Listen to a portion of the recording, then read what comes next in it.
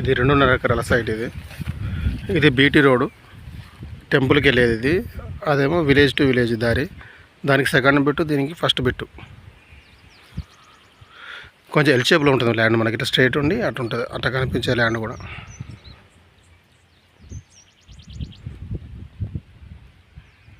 Village పక్కనే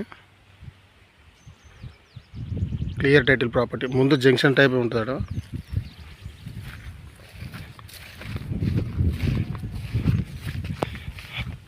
ఇద్దరు రైతులు. ఇది